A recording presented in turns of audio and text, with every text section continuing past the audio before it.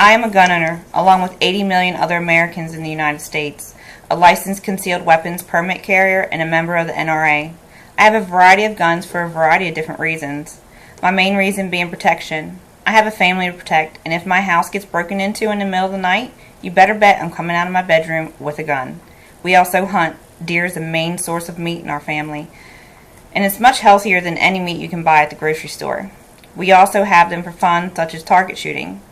My children have learned to respect guns and know that they are not toys to be fooled around with, and have become avid hunters at a young age. Today I'm going to persuade you to preserve your Second Amendment, the right to bear arms. I'm going to tell you what the Second Amendment is and how you can help preserve it. The Second Amendment, the right to bear arms, Article the 4th of the U.S. Constitution, stated by Cornell University Law School, a well-regulated militia being necessary to the security of a free state, the right to the people to keep and bear arms shall not be infringed. The Merriam-Webster Dictionary online defines infringed as to encroach upon, in a way that violates law or rights of another. Michael D. Robbins, Director of Public Safety Projects, states the language shall not be infringed is the strongest language used in the Bill of Rights, and the Second Amendment is the only amendment in the Bill of Rights that uses that language. Self-defense is a fundamental right. For centuries, the right to self-defense has been recognized. The NRA-ILA quoted that 2,000 years ago, Cicero stated, "If our lives are endangered by plots or violence or armed robbers or enemies, any and every method of protecting ourselves is morally right."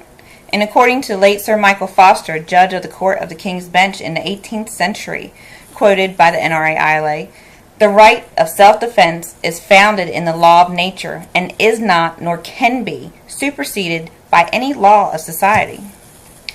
You deserve the right to be able to protect yourself and your family. You need to practice that right. If you don't, who do you think will? The police are not required to protect you. In Bowers v. DeVito, 1982, the Seventh Circuit Court of Appeals ruled there is no constitutional right to be protected by the state against being murdered by criminals or madmen. So if you're against preserving the Second Amendment, you need to think long and hard on how you would protect yourself and your family if you had a criminal or a madman intrude in your home, or if you were attacked by one walking to your car late at night. You think you're a good fighter? That's great for sport, but make no mistake, you will lose when your attacker is holding a gun to your head and you have no way to protect yourself. And what about our children? What are we teaching them if we don't stand up for our rights? To let the government walk all over us and take away our rights?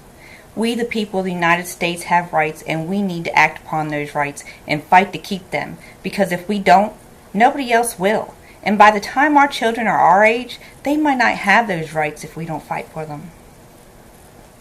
The NRA-IRA reported analyzing national crime victimization survey data.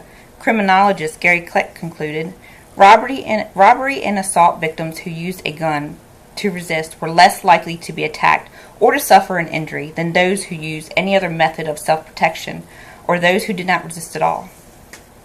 There are 16 gun control bills indicated by NRA-ILA anti-gun legislation fact sheet, now pending in U.S. House and Senate today.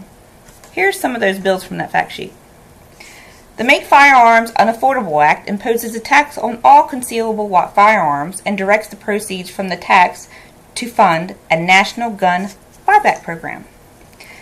The National Gun Buyback Act abuses the tax code by offering special credits to large gun owners into surrendering their firearms to the federal government. The Give Your Money Back to Eric Holder So He Can Buy Your Guns Act authorizes Attorney General Eric Holder to funnel your taxpayer dollars to local law enforcement agencies to conduct gun buybacks nationwide. The Taxpayer-Funded Gun Ban Propaganda Act forces taxpayers to fund anti-gun propaganda studies produced by Barack Obama's gun ban bureaucrats. And here's another one. The Make Gun Ownership Unaffordable Act requires law-abiding gun owners to purchase a newly created special liability insurance policy or pay a $10,000 fine to the federal government. We may as well have the Sheriff of Nottingham sitting on our U.S. House and Senate. Furthermore, crime statistics from the Federal Bureau of Investigation indicates 2007 had a 0.7% decrease in violent crimes compared to 2006. 2008 had a decrease of 1.9% compared to 2007. 2009 had a 5.3% decrease from 2008. 2010 had a 6% decrease from 2009. 2011 had a 3.8% decrease from 2010. And finally, the preliminary figures indicate 2012 had a 1.2% increase in violent crimes.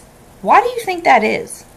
While you ponder on that, I strongly suggest everyone to visit publicsafetyproject.org and read 21 Reasons Why Gun Control Increases Violent Crimes by Michael D. Robbins. He has an abundance of information and statistics that provide a wealth of knowledge. If the only reason you're against preserving our right to bear arms is fear, look past that and go to your local gun dealer, and they can provide you with information and point you in the right direction for firearm safety and shooting instruction. Join the NRA to help support the preservation of the Second Amendment. The NRA, founded in 1871, is America's largest standing civil rights organization. They can provide you with a wide variety of information. Today I hope to have persuaded you to preserve your Second Amendment.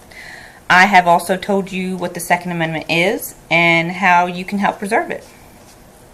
We teach our children to overcome their fears. We as adults need to take our own advice and overcome ours. Criminals will be able to get guns no matter what the laws are. If our rights to bear arms is taken away from us, then that gives criminals all the more reason to commit even more violent crime, because law-abiding citizens won't be able to protect themselves. I believe gun safes are a must in all households that have firearms so theft does not occur. I challenge each and every one of you who are against the Second Amendment to take the initiative and go visit the websites I've provided and research this topic even further.